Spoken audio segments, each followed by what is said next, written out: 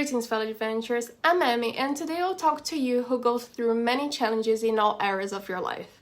On this video we will be talking about Sugimoto from Golden Kamuy and how we can create connections between his survival instinct and real life. I must confess I still have around 19 episodes to go, but this will be a review about what I've seen him until now. So, are you ready? Let's do a quick synopsis on Golden Kamuy and jump to the reflections. If you still have the anime fresh in your head, feel free to jump to the next part by checking out the timestamps on my description.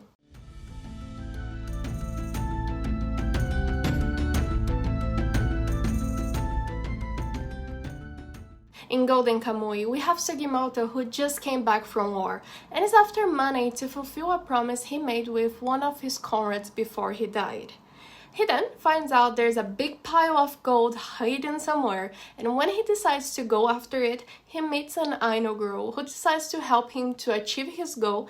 At the same time, she goes after hers. At first, it was all about money, but as the days passed by, he met more people, he discovered more about himself, and suddenly money was still important, but it wasn't the most precious thing for him anymore. During his journey, we surely learned one thing. Not only because he would screen it all the time, but also because he has shown he could survive all the odds. Yes, he was the Immortal Sugimoto!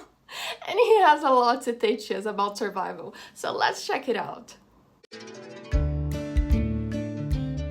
Sugimoto went through hell during the war. Seeing his comrades die while he did everything he could to survive left big scars into his heart. It was evident in many episodes how the memories of those days really haunted him. In real life, people face similar traumas. The most relevant in this case would be post-traumatic stress disorder, but we could easily also mention anxiety and depression that many soldiers and also common people like me and you face. Taking care of our mental health can be a massive challenge. Sometimes people don't notice because they're on automatic mode, but we do have to take care of a lot of stuff to live. An interesting post from Mental Health UK that I will leave somewhere in my description said that 1 in 5 working adults had to take time off doing burnout. I had a burnout last year. I was so bad that I had to start taking medicine. So the question is, why do we have to wait to get to this point? Why can't we take care of ourselves before something like this happens? In my case, it was due to uncontrollable circumstances, but if you're facing something you can't control, why not control it now and invest in your mental health before it gets too late? Make sure to think about it. Sugimoto and our little girl were a real example on this one. They would work hard on their journey to find the skins and gold, but they knew how to appreciate the small things and they would always find time to do it. They would spend time hunting, cooking, laughing, and making plans for the future. Now, what was the last time you separate some time for yourself and your loved one? Actually, that's not the right question. How often do you create this time to spend with them? It's awful to think people need to create time to spend with those they love, but unfortunately that's life for most of the people. Many parents work most of the day, children are busy with school, partners may have different routines, but is this really right? Is there something you can do to improve your work-life balance? I am afraid I don't have the answer as it's something very individual, but try to think about it. There was one or a few episodes where Sugimoto wondered if he could go back to who he was. He was afraid that those carefree days would never come back. I don't know if they ever did, as I haven't finished the anime yet, but once we know the bad side of life, it's impossible to go back to our innocence and easygoing mindset. It's a silly example, but if you had a privileged childhood, don't you miss those days that your life was just to go to school and spend the rest of the day playing video game? There wasn't this pressure that or I work or I don't have a roof over my head or food on the table. Now that we know what this feeling is like, we would hardly be innocent on this aspect again. Besides, I bet many of us miss the child we were.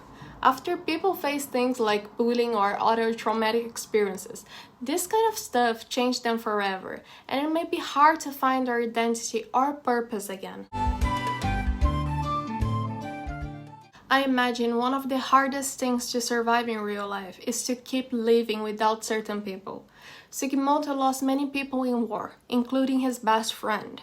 The memories were there, they were often a painful presence in his life, but he kept going. Every day we live without someone we love is a day we survived. Some days we live, some days we only survive that pain. And you are wrong if you think I'm just talking about death. This feeling can also be related to being separated of someone you cherish. The grief sometimes may never go away, but I guess the way out of it is following Sugimoto's example. Just keep going, one day after another.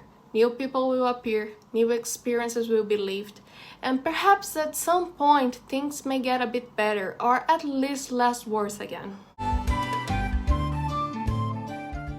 Have you ever got in doubt regarding what was the right thing to do in a certain situation? Well, Sugimoto was there as well.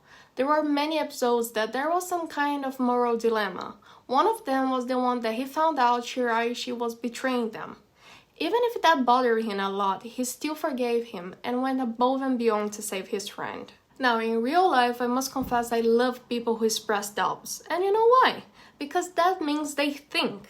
Every situation has at least two sides, and it's important to be able to reflect and don't assume your point of view is always right. Sometimes moral dilemmas can be painful, especially if it's related to something that's rooted in us, like some kind of lesson our family passed to us, or something related to our beliefs.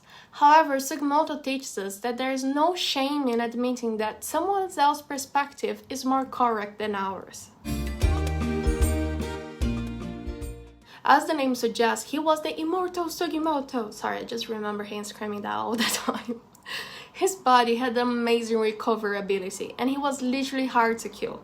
Unfortunately, Sugimoto is the opposite of many of us.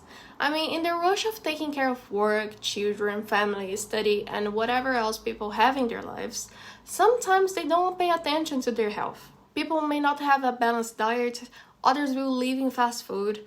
Now, I'm not here to judge what you eat, your doctor is the one to do this bit, but if you have a poor health and there are things you can do to improve it, why not do it? If not for you, do it at least for the people who love and care about you. Can we talk about how hard it is to accept change? People love to talk about how change is good, and I'm not saying it's not, but sometimes they aren't. Sometimes they are painful and hard to accept. But the quicker you accept it and embrace the change, the higher the chances of survival. Sugimoto knew that. He faced many life or death situations, and thanks to that, he was able to adapt to any kind of situation, change the plan if needed, and survive. I won't say you will be a pro like him or that the journey will be easy, but he's definitely an example to follow. Golden Kamuy, onto the episode I'm watching, is truly a masterpiece. It's very engaging and it reminded me a lot of Game of Thrones. Not because of deaths, but because there were so many plot twists. I'm simply loving it. Now, before we conclude, let me know in the comments, what makes you a survivor? What do you admire the most about Sugimoto? I love how he did not let the bad stuff that happened to him turn him into a bad person. And I think what recently makes me a survivor is simply surviving adult life. So many responsibilities, right? Jesus.